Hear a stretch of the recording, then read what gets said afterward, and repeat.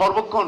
ময়মনসিংহে লালগালিচায় ব্যতিক্রমী cat show অনুষ্ঠিত হয়েছে। শনিবার নগরের শিল্পাচার্য জয়নুল উদ্যানের বৈশাখী মঞ্চে এই শো এর আয়োজন করে প্রফেসরস পেট কেয়ার নামের একটি সংগঠন। এতে যেমন খুশি তেমন সাজো প্রদর্শনী ও র্যাম্প শোতে অংশ নেয় 130টি বিড়াল। আয়োজকরা জানান, দেশি বিদেশি নানা প্রজাতির বিড়াল নিয়ে এসেছেন বিড়াল প্রেমীরা।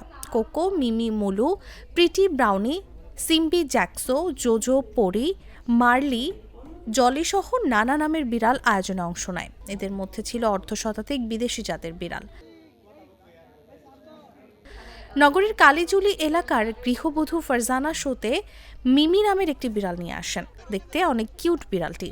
ছেলে মেয়েরা পড়াশোনা শেষে মোবাইলে গেম না খেলে বিড়াল নিয়ে খেলাধুলা করে।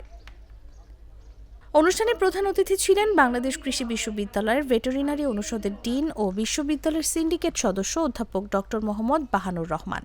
তিনি বলেন, মানুষ ও প্রাণীর ভালোবাসা অত্যন্ত পবিত্র। আমাদের সন্তানরা মোবাইলে আসক্ত হয়ে যাচ্ছে। এতে একসময় শিশুরা মানসিকভাবে অসুস্থ হয়ে পড়বে।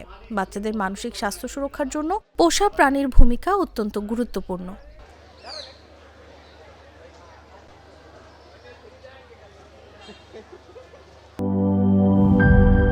শিয়া বাটার ও ভিটামিন ই সমৃদ্ধ lily glam beauty soap. Lily, always beautiful.